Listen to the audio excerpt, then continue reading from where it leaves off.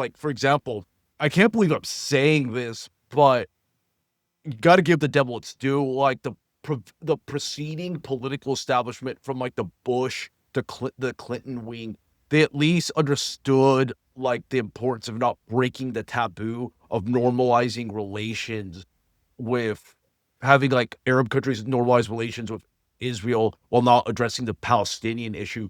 These guys, on the other hand, are on some accelerationist type shit, and they're just said like, "Fuck this, we're gonna like just have Israel live out its Old Testament fantasies and ignore the Palestinians and just normalize relations with these countries and build this like NATO LARP, and then consequences be damned."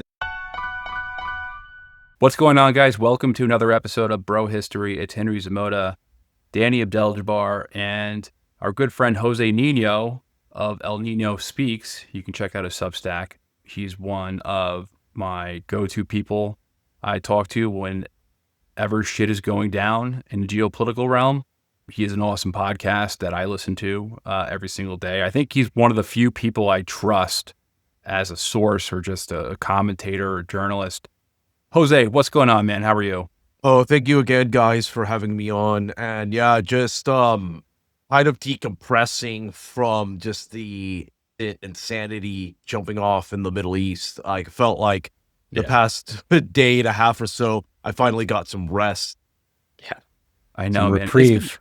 It's been crazy. Danny and I. So last week we were talking to Joe Solis Mullen, and I think all three of us agreed that the way this was going to shape out was exactly the way it turned out. Mm-hmm. That there was going to be some sort of strike at a nuclear facility. We wouldn't know if we destroyed it or not. It could be quote unquote symbolic to a level. Iran would strike back and throw some missiles at a base and give them forewarning, and then it would end. And for the moment, that's what seemed to be the case. God willing, that's the case. Yeah. But I guess I want to hear what your thoughts are on the whole situation. Like, what do you think happened between the Trump team and Iran, or just, what's your general take? We'll start off there. I think the events of like the last nearly 2 weeks are kind of like outline that one Brookings Institute's paper, Which Path to Persia, which Brian Berletic of the New Atlas has been talking about, and I've been following him most recently, and because I feel that he's one of the few English-speaking geopolitical analysts that gets the big picture of all the stuff that's going on. And I think what happened there was like straight from that playbook where they tried to do this shock and awe decapitation strike that the Israel and the US, obviously, because in this type of enterprise, it's not just Israel, but also the collective West, all the assets, the intelligence assets, military aid, to try to do this crazy decapitation strike that also saw some assortment of actors from Indian nationals to Afghan nationals try to basically create a series of like subversive operations in Iran and try to like destabilize it while they tried to decapitate the leadership and basically carry out a kind of Lebanon style terror campaign on Tehran and parts of Iran that I almost felt like they were about to implement the Da'iya doctrine there. But once Iran responded, I think that's when a lot of people, including myself, were surprised at some of like the precision of like the ballistic missiles they were able to use and the damage they were able to cause to some of those military, just general infrastructure. And I was of the view that a ceasefire was going to come for a combination of factors. On one hand, with Iran, they still have like the conventional military capacity to really dish out a decisive military defeat, nor I think like was like the Iranian population going to really just tolerate a kind of like Lebanese style terror campaign for like a prolonged bout. But also on the other side, the Israelis were clearly seeing their air defense depleted to the point where the US was going to bail them out. And I think that structurally speaking, the US was facing a dilemma here where whatever precious AD resources they were going to transfer to Israel would be resources that could not be used for their upcoming great game with China. So this combination of factors kind of led to this event, this inevitable ceasefire. And in many respects, you could make the case that Israel did come out on top in like conventional military sense, but in a political sense, they kind of lost. For one, they didn't get the regime change.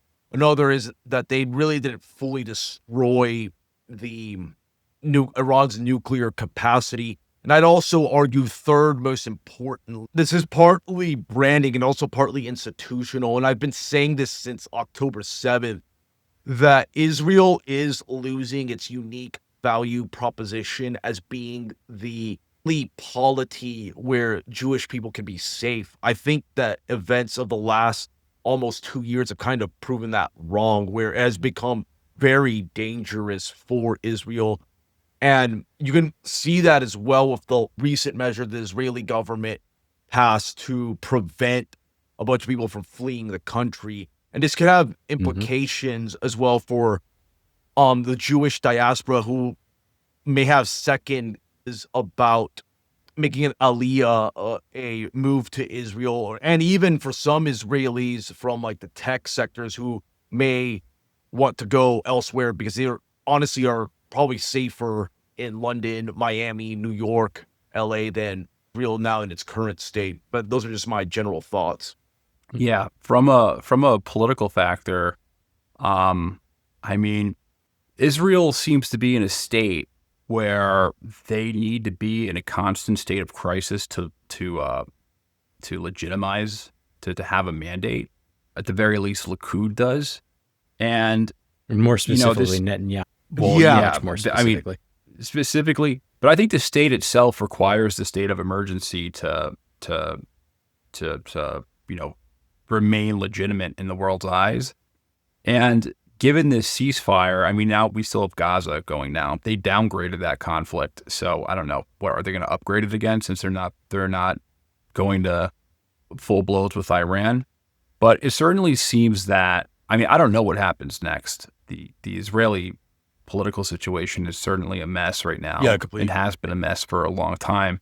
Yeah, and I wonder where that is going to go. I would love to hear your opinion on that. So yeah, this is going to sound kind of like twisted, but it actually kind of makes sense that why Israel is kind of going for broke, not just with like expansionist measures in Gaza and the West Bank, but also trying to live out the whole execute the Yinon plan or other permutations like the Greater Israel Project, because most of its population is becoming ultra-Orthodox or just really religiously fanatic, and especially with the ultra-Orthodox that are getting on the state dole and not serving the IDF, they're turning into an economic and even institutional sinkhole.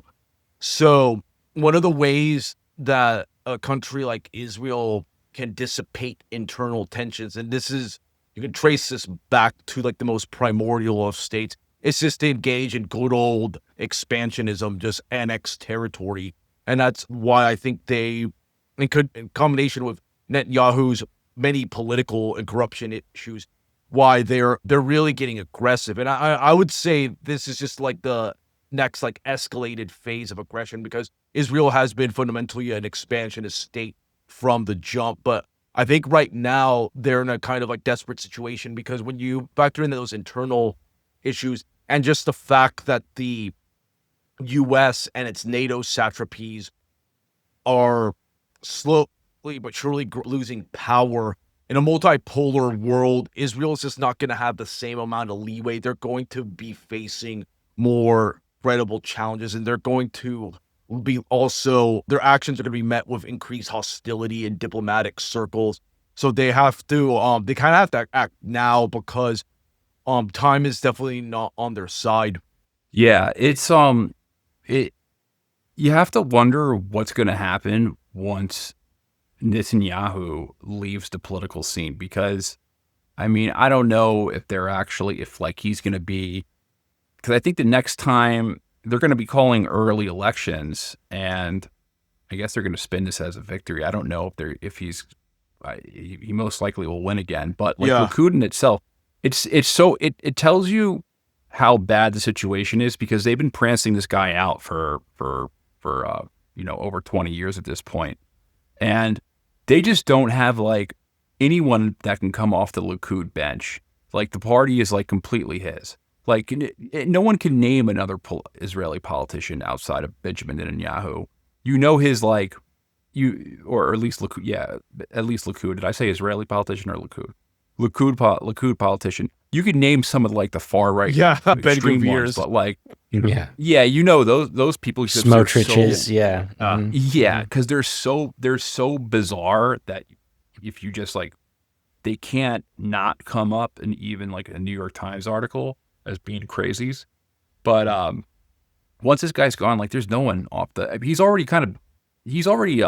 basically subdued the Likud. You know, like I think in 2019 he made everyone Likud sign a pledge that they would never go up against them, and he basically purged anyone from Likud that would be a rival to him. It's what he did to Sharon. Like once he's out of the picture, and like that's why I'm like skeptical in some cases of them actually putting him in jail, because I think that may even cause political instability, like more political instability than they already have if they throw that guy in jail. Because I mean, he put himself up as and I guess this goes back to Menachem Begin back in the 70s. Like Likud like started off like not just as like a security, a hawkish party that was correcting the mistakes of the Yom Kippur War in 73. They were also kind of like this all-encompassing party that represented the outsiders who weren't represented by the Ashkenazi elite, which had been dominated by labor for so many years. That's why they included like all the Middle Eastern and North African Jews and all the, later on the Russian-speaking Jews. So now they outnumber the Ashkenazis, if I'm not mistaken. Yes, I think 100%. 100%. They're like over 50% of the population. I think that can cause like it may cause a lot of chaos. Like everyone talks about the demographic problem in Israel, and everyone assumes it's like, some type of thing with Jews and Arabs, but like, no, it's Jews, and it's like different sects of Jews who are, potentially doing the infighting. I have like a Jewish friend who's like a big Zionist who's like, who's gone back and forth to Israel. And he was like telling me like he hates the Haredi Jews. Like he talks so much shit about them. He's like, all they want to do is fucking just read Torah. They don't want to serve in the military. Like he hates them. And I don't know. It just seems like there's so much divide. Oh yeah. In many respects, Netanyahu is a moderating force now especially in Israeli politics on the right, because whoever is going to succeed him is going to be just way more brutal, and they're not going to have the kind of diplomatic tact that the labor Zionists up until the more westernized Likudniks have had over the years. I think these guys are going to be more like drug tier type religious, ethno-religious supremacists. And that's going to affect a lot of Israel's standing. And I also think, too, it could very likely create a brain drain.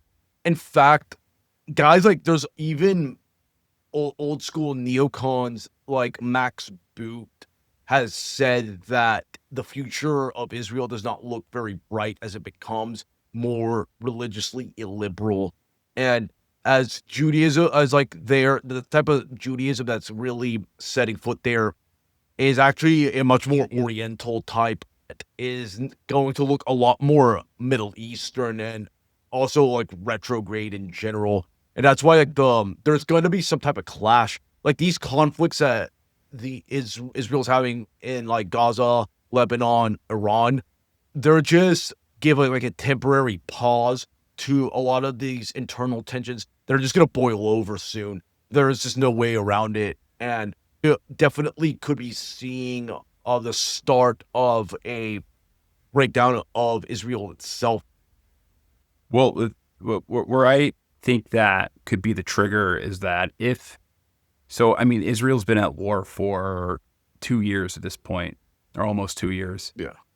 And they, at some point, they tried to take out Iran in like this slick, decapitation strike. And I don't know how close they got to it. It seems like they got relatively close, but not close enough. I don't know if you read that. I think it was it came out of the Washington Post that they were calling IRGC members and basically telling them that if you don't turn on the Ayatollah, we're going to kill your family. That's some savage shit. Yeah. I've never heard that before. But like, hey, like if you don't turn on your leader and you don't start working with us and pledge allegiance to us, we're going to fucking kill your family. That's crazy. Yeah. But I guess that they were expecting, they have so many spooks in there, and there are, Iran has their own demographic problems where they do have. To mention that the Mossad has already infiltrated a good amount of they're already the country. They're already in that state. They're like embedded.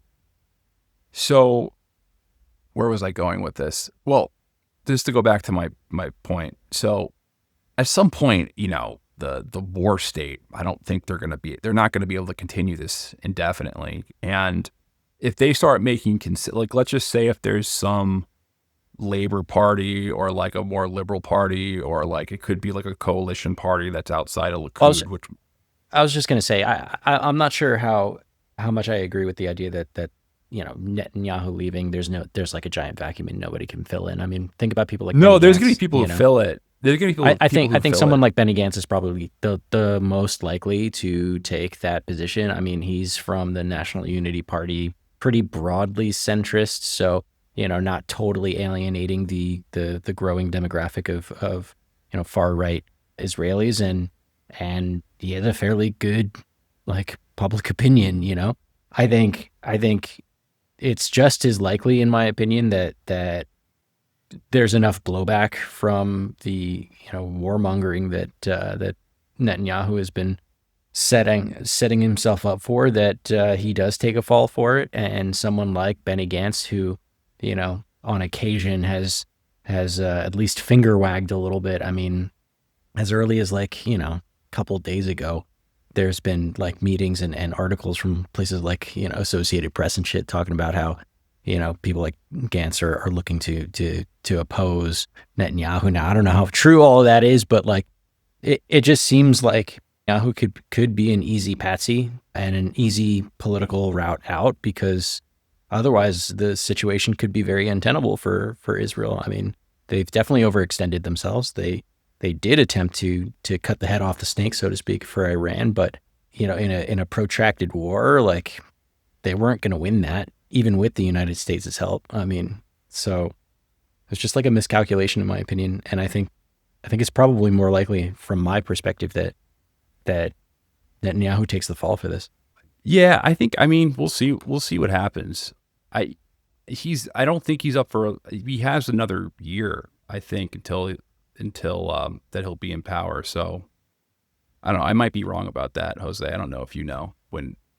Yeah, not sure how long the next election is in Israel. Yeah, long that election got delayed, but yeah, I do think he is convenient for the Israeli state, that he can just do a lot of the dirty work, and then like once Netanyahu has outlived his usefulness, they can just like dump him and just say, oh, like, yeah, this guy was corrupt, blah blah blah. But Israel would have been able to like at least advance some of his objectives with regards to ethnic cleansing the Palestinian people. But yeah, I think a guy like Benny Gantz, that's like probably one of the first and even like that Naftali Bennett guy as well. Like those are some of the few figures. Yair Lapid comes to mind. Yeah. Yeah. Those are some of the few figures that are like centrist presenting, but that can still get elements of the Israeli right on board. Mm-hmm. I mean, their centrist is still pretty far to the right in general. Yeah, so, yeah. You know. Like on the Palestinian question, like no doubt, like the two-state solution is practically like dead in Israeli politics. Like those guys will very likely engage in policies that will try to like expel or pay or to resettle Palestinians in other countries. That's like really like the spectrum of issues there that it's like acceptable, but they're just not gonna have like the type of like corruption baggage that Netanyahu has. Yeah, I mean, their policy on Palestine is not going to change, regardless of who comes in power. So Yeah. I think the bet, like what you're going to get is maybe somebody who's not as hawkish on Iran, maybe, but I don't know. It's like Israeli society is pretty hardcore. If you just like look at their polling data, they're it doesn't seem like there's not going to be a moderate labor part like a Yitzhak Rabin type ever again who wants to find like a deal, who wants to go, who kind of yearns for like the old 80-20 demographic trends. So I don't know. Well, it's yet to be determined, but the situation there is going to be wild. I don't know what's good, but a good advantage with Netanyahu is that he speaks perfect English. He was the man's American. Boston Consulting. Yeah. Was it Boston Consulting or was it wasn't Boston Consulting where he worked with Mitt Romney? What was the big consulting firm they worked with? I don't remember off the top of my head. Fucking shit. Now I gotta know this. All right, whatever. He worked for a big consulting firm. It will come to me in a moment. At the same time with Mitt Romney, it is Boston Consulting Group. It is Boston. Okay. His hand is so far up Trump's ass that I don't know if another Israeli politician would be able to replicate that. Well, is it though? Because just recently Trump just dropped that F-bomb in exasperation. Yeah, I want to get back. I want to get to that. That's a good segue. Yeah. So, Jose, in your opinion, I was not expecting that to hear Trump like publicly condemn Israel's behavior. And it didn't seem like, from the interview, it did not seem like it was for show. It seemed like he seemed genuinely pissed. Yeah. He seemed genuinely frustrated and pissed off. Yeah. What do you think of that? Like, what was your take? I think that Netanyahu basically like kind of like played Trump and kind of sold him on the idea that, yeah, this would be an easy decapitation strike, and then all the U.S. would need to do is like launch like surgical strikes against nuclear facilities and other key installations, and the whole like Iran would fall. Like he bought into the Kool-Aid that this would be like a surgical procedure that would facilitate quick and easy regime change. And I think like once the events of like the past week have demonstrated that it wasn't that simple and it was looking like it was going to turn into a total quagmire, Trump would likely soured on him. But if you notice, like earlier today, Trump released that just like totally unhinged rant on Truth Social where he's like defending Netanyahu and saying that he should not be prosecuted and all of that.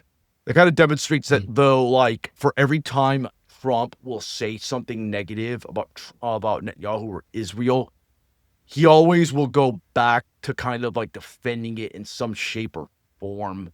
I just think that I've long argued that a lot of the alt media speculation of Trump and Israel having a break, I think it's just unfounded. Like they might have like some disagreements with like certain policies, but the relationship is still intact. And I think honestly, what Trump was paid huge Zio bucks for and endorsed by certain elements of the Israeli and just the broader international Jewish hard right is the fact that he will pretty much co-sign any annexation of like the West Bank or Gaza. He's like, I've said this before, that I see Trump as a Zionist accelerationist in the sense that he has already broken taboos like recognizing Israel's sovereignty over the Golan Heights, greenlighting the Abraham Accords, effectively sidestepping the Palestinian issue, and pretty much like also palling around with people like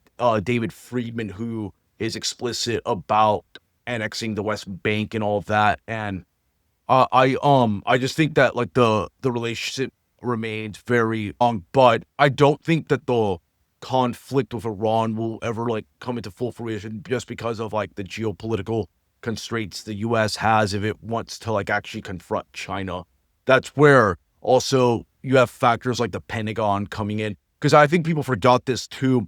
Towards the end of Trump's first term, like literally in the last few weeks, the Pentagon pretty much, especially Mark Milley, stopped Trump from carrying out like a last minute strikes on nuclear facilities in Iran. And like the New Yorker reported this, but it didn't get a lot of coverage, but it was actually about to go down.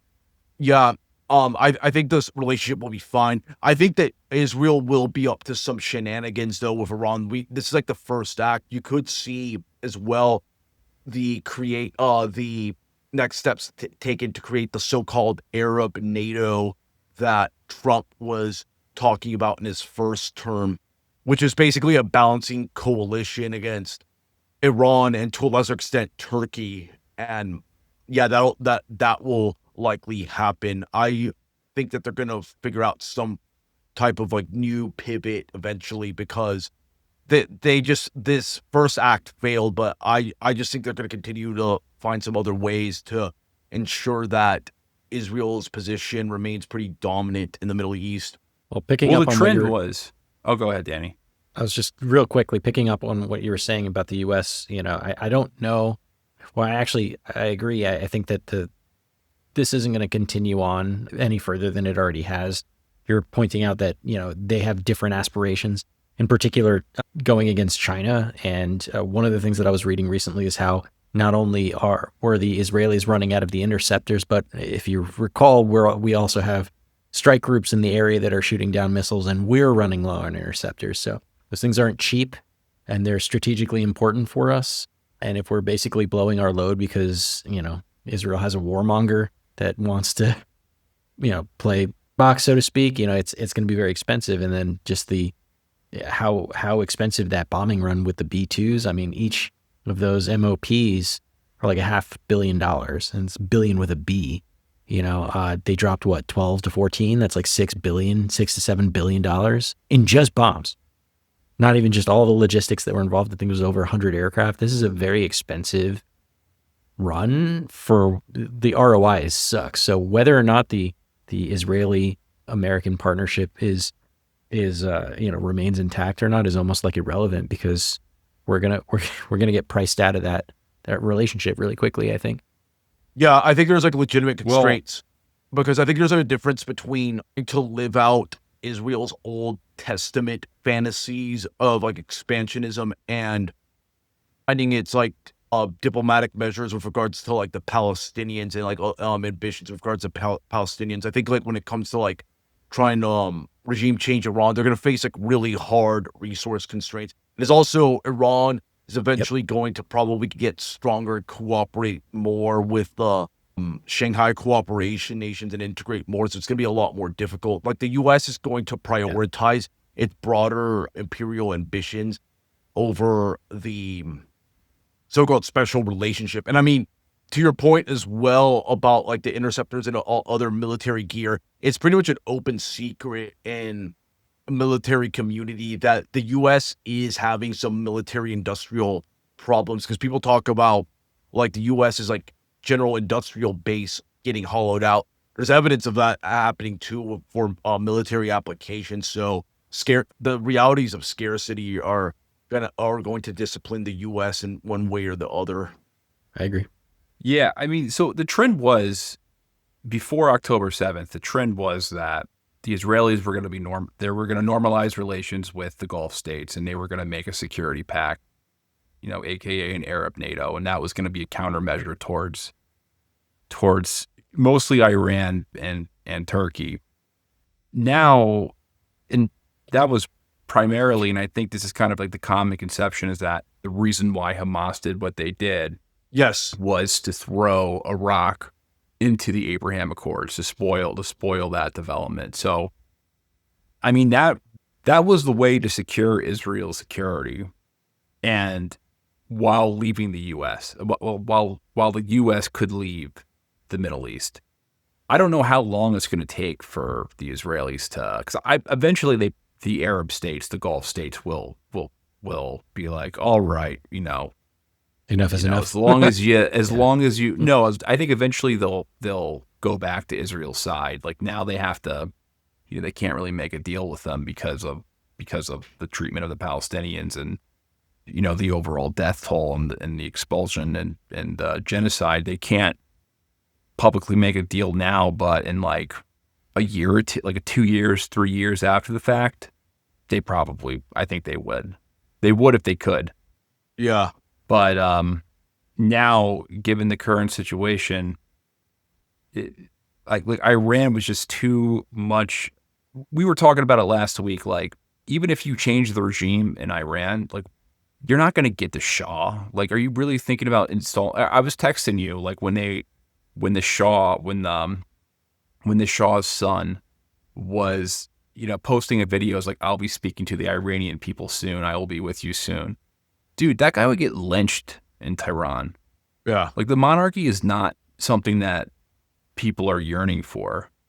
Most likely, if the Iranian regime, if they did perform some decapitation strike and they destroyed the functioning government and killed the Ayatollah, most likely the vacuum would be filled up by like other IRGC people. Yeah, that's what I think. It would think. be other like hardcore 12er Shias. Like it wouldn't be. It's going to be less of a hydra, right? You cut off one head and 3 will spring from where it was. Well, they have all the power. Like they're the economic elites in Iran. Like the other ethnic groups that are more disgruntled are the ones that tend to be poor, like the Kurds and the. Truly, all Israel needed to do. I mean, I think they just miscalculated here. All they really needed to do was focus on their campaign, what they perceived as the immediate threat, which was Hamas in Gaza. And they would have been able to ride out the moral sympathy train for a little while longer until those Abraham Accords got back on track, to your point, Henry, in a couple of years. But they've overextended by quite a bit. I mean, moving against Iran. I don't know if they have any moral sympathy at this point. Yeah. Yeah. Except for boomers.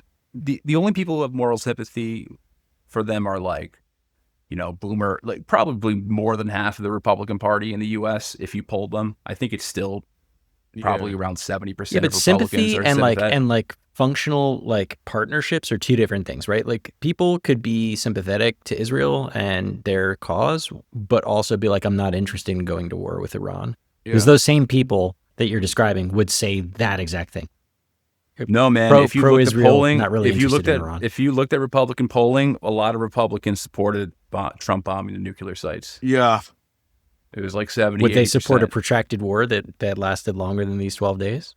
I think enough of them would to at least start it. They probably would country then. They probably wouldn't like it over time, but I mean, come on, man. We're talking.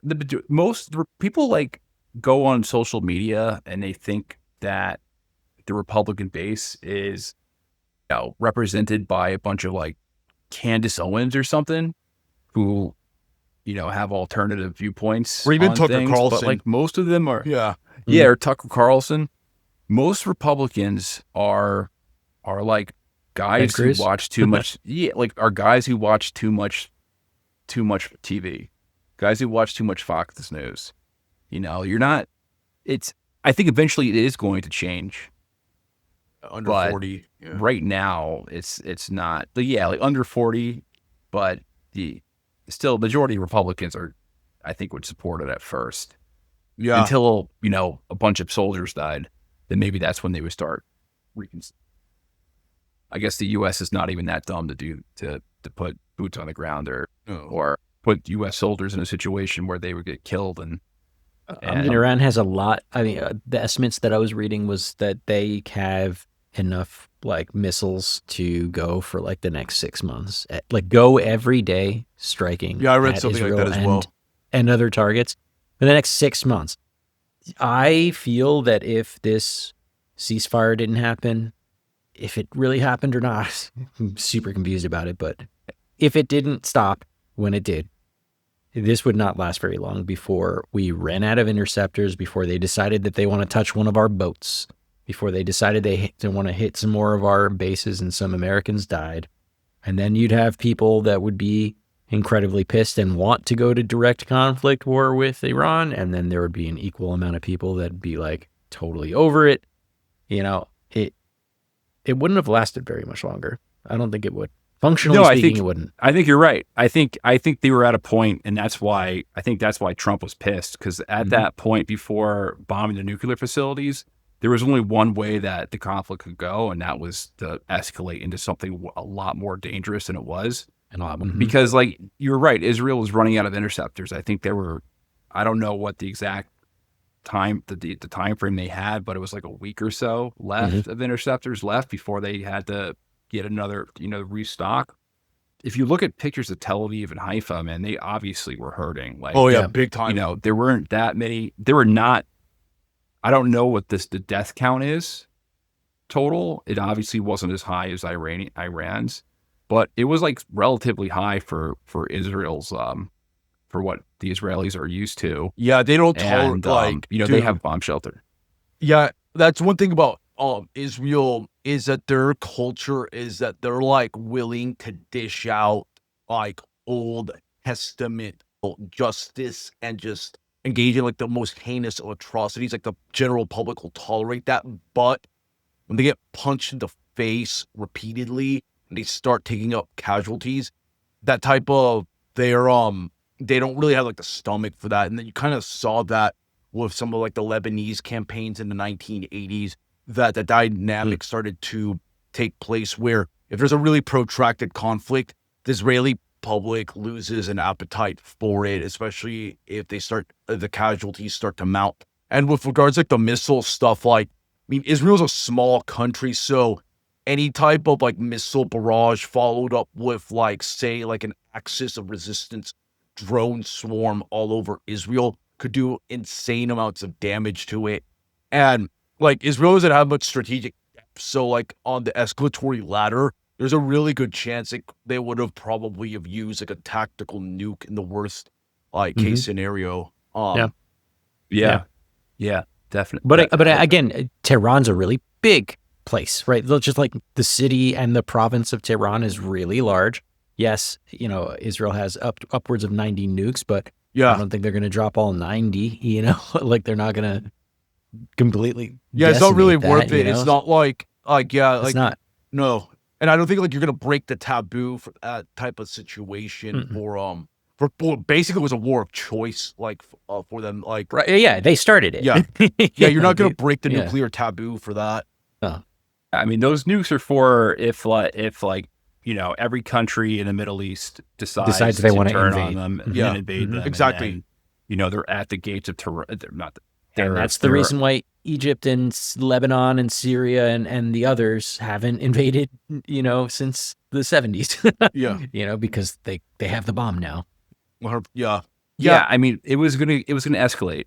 Yeah.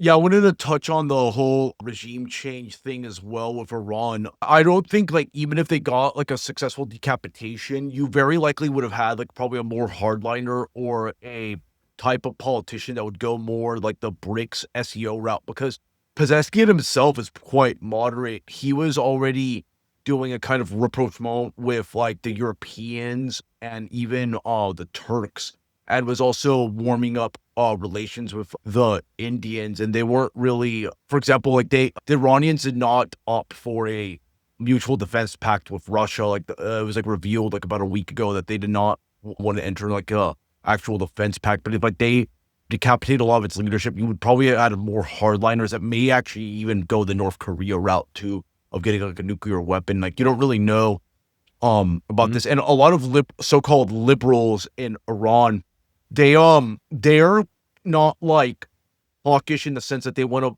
put a lot of money into the proxy groups, but they are like, they still want like strong ballistic missile defense and even potentially like a nuclear option. You see those opinions harden. And one thing too, the ballistic missiles in this whole discussion, this is the whole nuclear talks of like the US had with Iran. That's really a fake leak because it's become very common in the neoconservative Israel First think tank space in the US that the nuclear talks were just like the first step. They wanted to like just disarm Iran. They wanted to limit the ballistic missile stuff. And it's kind of like the recent events highlighted those fears. They wanted to just basically have Iran just bend the knee entirely when it comes to the defense. Yeah. They kept on raising the bar during these negotiations. Yeah. It's, I still am trying to grasp what happened. I think someday we'll know. We'll have an idea, like what, when people start writing books in the administration, a lot of it will be spin, but did the Trump administration start negotiating in good faith, or did they know that this attack was going to happen from the get-go? Like, did they know that? Because the attack was being planned for a long time. Yeah. It's crazy if that's some treacherous shit to like be holding negotiations. And I think it's entirely possible that it was expired. Treachery. Boom. Yeah, I think it was most treacherous. likely it was. And we just blame Israel on it too. I think they became the easy fall person for it, and they were more than happy to oblige because we were like, yeah, we'll use our B-2 bombers on their thing. But Steve Witkoff is negotiating it. Yeah, well, come on, he's like a realist. And man, that's what these like right wing. The Pope takes influencers, the right wing. So I should have noted this in the beginning of the show. So Jose and I, we do a sideshow called America Second, where we talk about we're long overdue. We're overdue, but you can publish this on here if you'd like to make up for our hiatus. But basically, the content is that we talk about just like how whack the right wing influencer spaces, because it's that's like the major topic. But this is why I hang out with your type of right wingers though, because at least you have a sense of humor about that side of the fence. Dude, it's comedic. It's something that like legit. I no longer get mad at it. I just laugh because it's just such a shit show. Well, years ago, it was like you would make fun of the left wing influencers, like Cenk Uygur was like a huge target of people's. He still is. He still is, but like now Cenk more serious. Yeah, no, but but now I look at Cenk Uygur and his co-host Anna Kasparian. Yeah, and they're way better and more sober, and they make way much more sense, and they say way more like they touch on way more taboo topics than anyone from like the at the very least the mainstream right, and even the adjacent alternative right, or for quote unquote dissident right, that kind of remains as their vanguard. They say way more true, like real shit. I was watching Anna Kasparian on on Piers Morgan. And she was just like cursing this fucking like Israeli guy out. It's like, don't you fucking use the Holocaust. I know. And no one would ever say about that. And they're also, so a lot of the people, and just to continue, like a lot of the people who've on the right who've like recently adopted like a more skeptical view on Israel, they're also, a lot of them will be like, yeah, I'm skeptical of Israel now. Also, did you know that Macron's wife is his dad? Yeah, the turd in the punch bowl. Like, did you? What? So like they'll be like, yeah, like I'm starting to I want to second guess our relationship with Israel. And did you know that like Daffy Duck assassinated JFK? So they like the same ridiculous shit. Yeah. Yeah, they'll like go. they'll like say something serious and then immediately they'll like discredit themselves with something crazy. Or You know, more they'll go on and they'll talk about. More importantly, they categorically rationalize like QAnon tier in a way. It's like actions when you're like basically defending a guy who's diplomatically speaking one of like the most pro-Zionist politicians and one of the biggest Iran hawks of like recent decades. Like you could literally like Trump spells that out in his book Getting Tough in 2011, like calls for strikes against Iran's nuclear program. And yeah, these people, they're living in kind of like a fantasy land that's like devoid from facts. Because I highlighted this in my recent post for the Libertarian Institute of all like the measures that Trump took with regards to Iran, like and all that. How he has, while he presents as anti-war, he's got a big Iran exception in terms of his hawkishness. But yeah, on the right, you have this type of like more high IQ QAnon type of thinking going on. It's just weird rationalizations and takes that just don't correspond to the facts, frankly. Yeah, it's like, man, I'm trusted Trump from the get-go. We had a whole. See, I told you he wouldn't bring us the nuclear war. Wow, thanks. Thanks for the heart attack. Yeah. Thanks for for me stressing out on divesting from the stock market and thinking that we're going into global catastrophe, plan, man. and making sure that all of my cars have gas because I'm thinking to cast the Strait of Hormuz. Yeah, real fucking great diplomacy, right? Like if you look on his Twitter or whatever, Truth Social, which I'm still to this day not even really sure what Truth Social is. Is he the only person on it? Trump's, or are there no, other? there's quite a few people. Are there but other it's people on just it? Yeah, Trump. I've been on Is it Truth just Social like his before. private? Yeah. Is it just like some freaky fucking, no, I was gonna say John T. Flynn. John T. Flynn is awesome. General Mike Flynn, yeah. fucking General Mike Flynn, insane people. Yeah, the last time I was there, this was about like 2 years ago or so.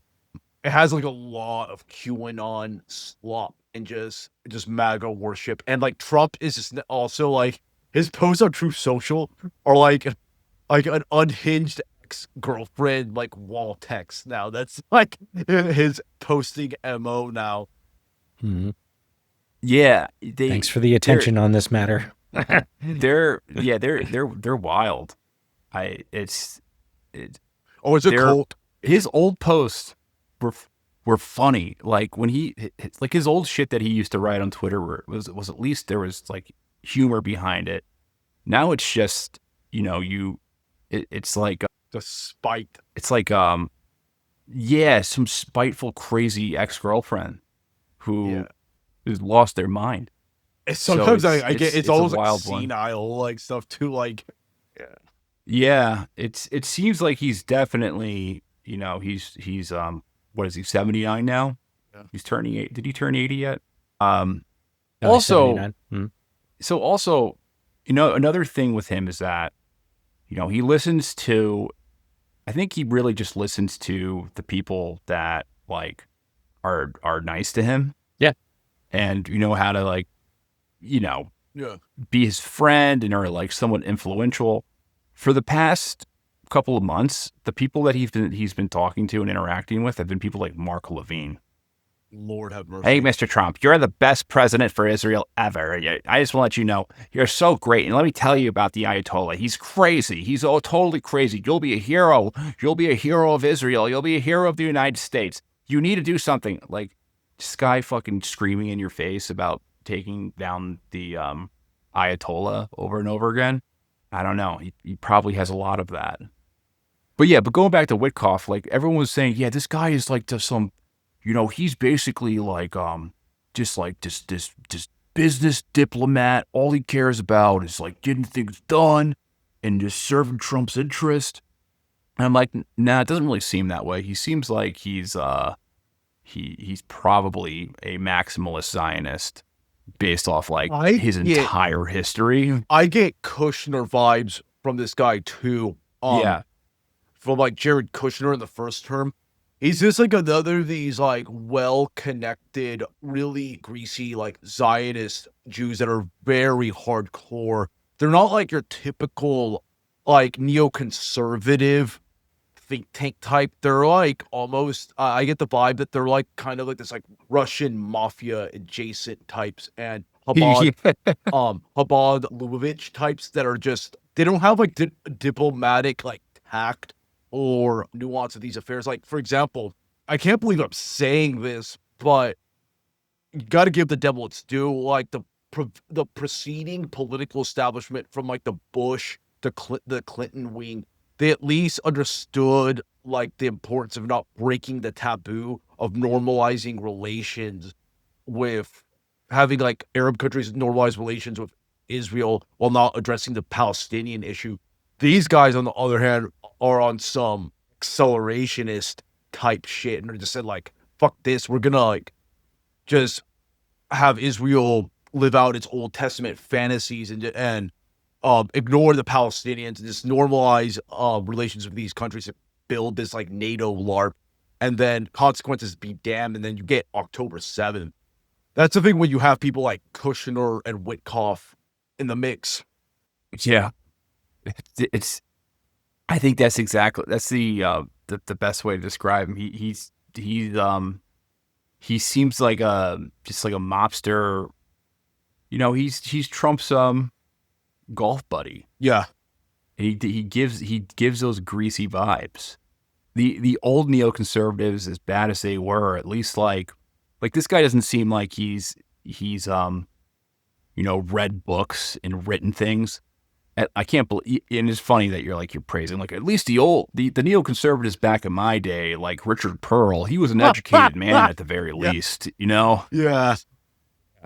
At the very least, he could write things, and he probably read some books, and he could advise on policy. I mean, he was a spy, but whatever. He was well read, and sure he spoke. Now it's just filled with these criminals. Or Hegseth. Just trying to go from Rumsfeld to Pete Hegseth. Oh, dude, that's a strange one, man. I'm pretty sure this guy, he's just like a complete yes man. Yeah, I don't think Of course. Yes, Mister. Yeah, of course he is. That's why he's there. But Of course. he's there to say Fox and Friends days. That's what I think you want out of your Secretary of Defense. Like you want a guy to cover your flanks, essentially. But I don't know. This guy seems like he's out to lunch and he's in over his head. Just like the way, this should have smelled bad with the whole fucking signal scandal. Oh yeah. Like these fucking retards, these idiots. Yeah. Fools. We're talking on this app. I'll say this. And then they bring in. Yeah, real quick. One reason why also I didn't think they were going to go through with like a whole full-scale Iran attack. I think the Houthi exchange just put the kibosh on that. I think they saw that and they're like, oh crap, we can't even put the clamps down on the Houthis. How are we going to confront Iran? But yeah, the whole signal thing is just pure amateur hour. Come on, you got to be better than that. You invite the one of the biggest opposition journalists in the press to the Signal app. What the fuck? What happened there? Was it intentional? It had to be intentional, right? I think Lynn's razor, right? Don't blame malice when you could just say that they're exceptionally bad at their jobs. Yeah, he could have fat fingered Goldberg's contact, what's his face? I think there's probably another Goldberg. Yeah, right? Probably a bunch of Goldbergs. Another legitimate Goldberg, and he just put the wrong one in. He's just he's a fool. That's all. There's nothing else to say about that. I agree. I agree with that theory because Mike Waltz does not strike me the guy just strikes me as a lightweight. In my opinion. Yeah, I agree with that. It's largely there is a competency crisis. People talk about that with so-called left woke institutions. I'd say it permeates across the political spectrum because, dude, You got a bunch of really Fox does. News bobbleheads like in the Trump administration. Mm-hmm. Speaking of Mark Levin, That's the best you got. Like, I don't know. Mark Levin's being added to the THS. They're getting like Bush vibes too. They're gonna be talking about like these Hezbollah Hamas cells to like justify the panopticon Immigration here or yeah, whatever. immigration Mhm. restriction. Yeah, like Palantir. Like, oh god, we haven't even Yeah. touched Palantir yet. Like, yeah, I mean, I don't think I want to touch Palantir. They kind of scare me. yeah, Yeah, they'll record it's, they're talking about these like sleeper cells, but man, like, has there ever been a U.S. attack from an Iranian linked nope. Shia group ever in the history? Like, no, there hasn't been. They've all been There hasn't been so far. they've all been like Sunnis. That's the argument that they're going to use. That's the argument that they're going to use. They've all been Sunnis, and the majority of them are like, these like fucked up guys who get like groomed by the FBI. They'll go on message boards and they'll be like, "Don't you think it's awful what the U.S. and the Arabs did, that the Israelis did to Iraq, and how they killed so many people?" And they'd be like, "Yeah, it's like they hate Islam," and it's like, "Yeah," and they fucking like entice these people to attack. I don't know if you're going to find that in like the Shia community. Like, how many Shias are there in the U.S.? Not many. Yeah, it's Just need like, one crazy enough to do something. Like, just I would imagine 90% of the Muslim population in the U.S. I don't know the poll. I'm making this up, but I would imagine at 90% are Sunni Muslims, and they're not from. Most Persians in this country are probably not Muslim. Sunni Muslims make up roughly 89% of the Muslim population in the US, with Shia around 11.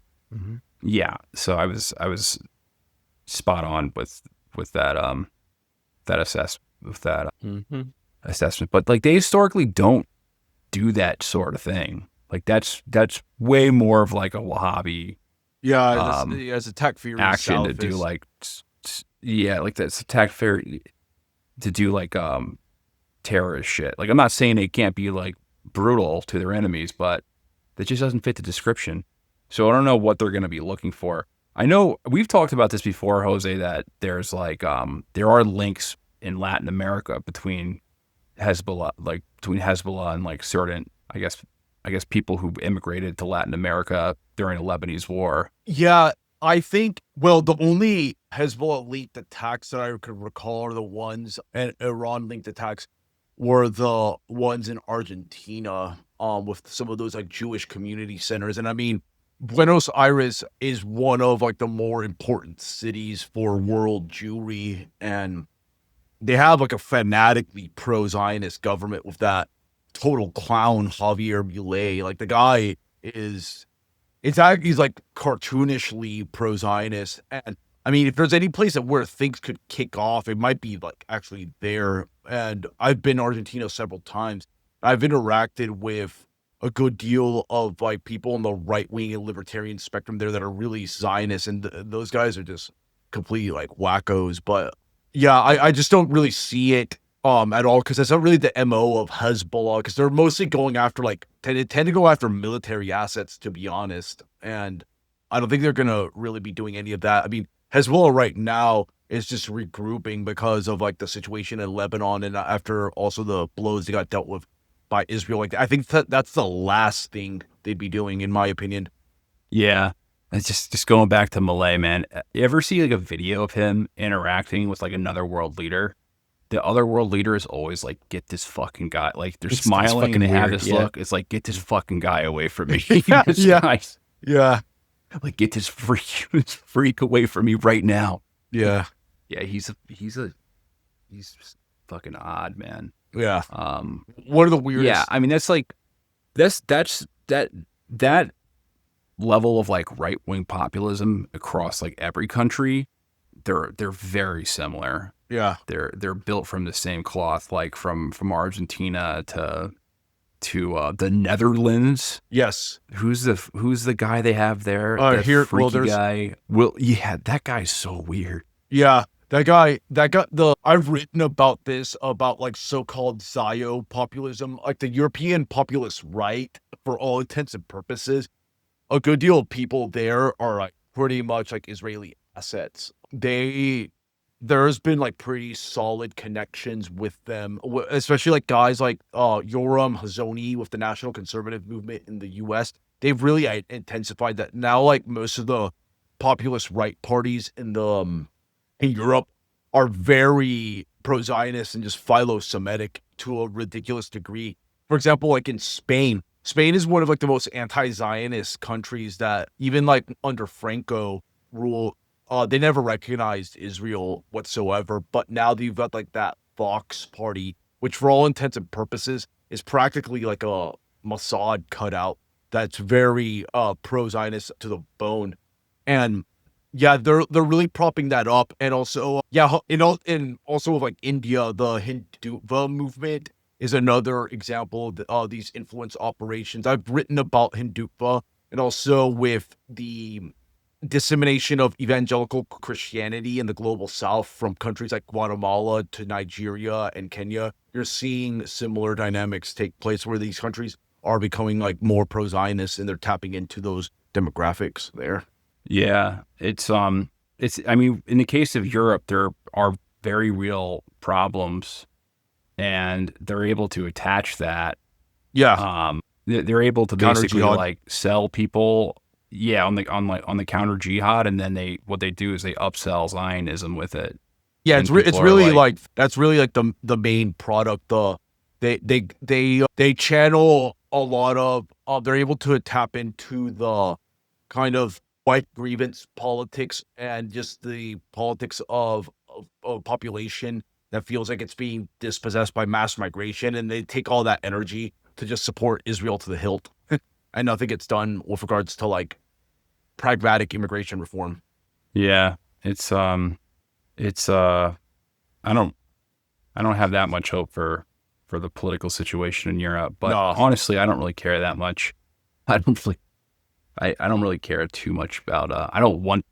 Well, they're all about to bankrupt You're- themselves because they all Yeah. agreed to paying 5% of their Yeah, GDPs to that is just nuts. to the things. So they're all going to bankrupt themselves anyway. So Yeah. I think pretty soon you'll see probably more fringe groups both on the right and the left popping up in guttural reaction to the economic impacts of this type of Agreed. arrangement. Now, for some of those countries are going to be able to do it just fine. Your Polands of the world will be fine. I think Germany will be fine. Probably France will be fine.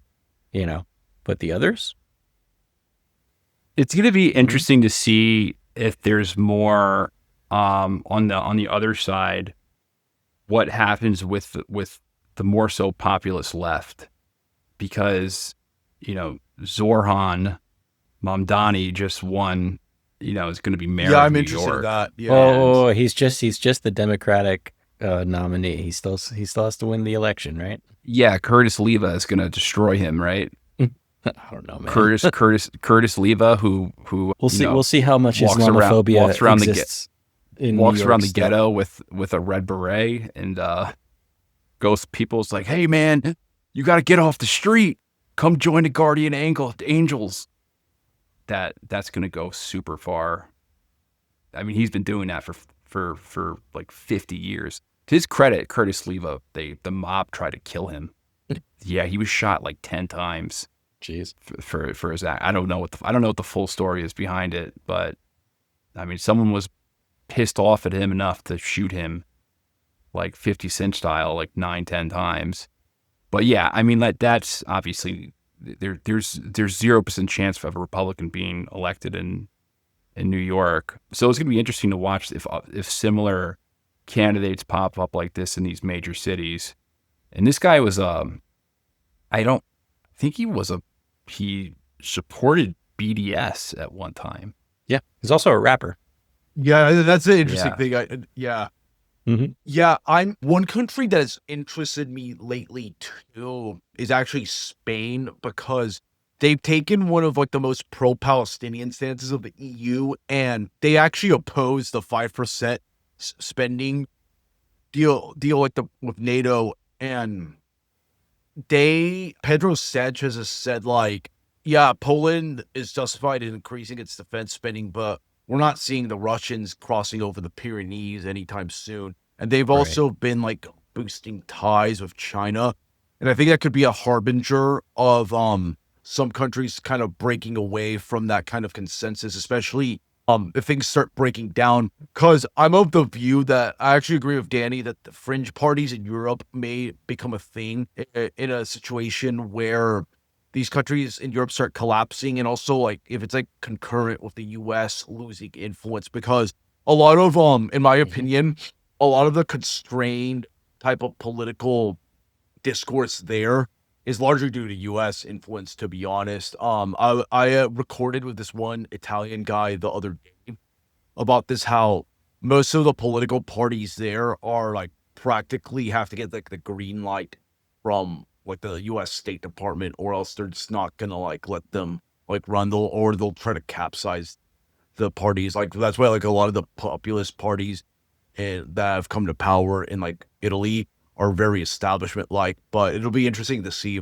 if there's like a system breakdown. You'll see some interesting actors come on to the main stage.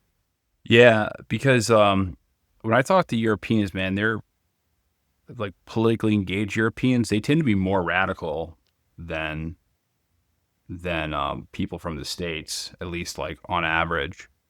I remember going to just like a very normie conservative workshop a few years ago where there was a cohort from Spain, and they were technically affiliated with the Vox party. But when I was talking to them private, some of them were straight up like full on kind of like 1930s style, like fascist like types. Like they were not by any stretch of the imagination like a generic think tank conservative from like the Popular Party of like Spain, or even like Vox for that matter, which is just like a slightly edgier version of the PP. Well, I don't know that much about Vox, but I am interested in hearing that podcast. Is that out? Is that coming out soon? Yeah, it's probably gonna drop tomorrow, more than likely. Yeah. Nice. Yeah, I gotta listen. I know you had an hour, and you gave us an hour and 12. So I lost the track. All right, we'll let you go, man. But before you bounce, just plug your stuff and let everyone know where to find your things. And again, Jose and I do collaborations together, but I also listen to Jose's show all the time. It's one of my go-to people for political analysis. So make sure that you follow his stuff. Jose, why don't you just tell everyone where to find you? Yeah, sure. You can follow me on Substack at Jose Nino Unfilter. You can go there, josbcf.substack.com. You can find my podcast, El Nino Speaks, as well there, and it's also on Spotify, Apple, and YouTube. And then, yeah, I'm on X/Twitter at Jose El Nino if you just want my random musings on politics and all that. So those are spots to follow me. Nice, man. Well, thanks, Jose. Thanks for joining. Thanks, Jose. Peace. Peace.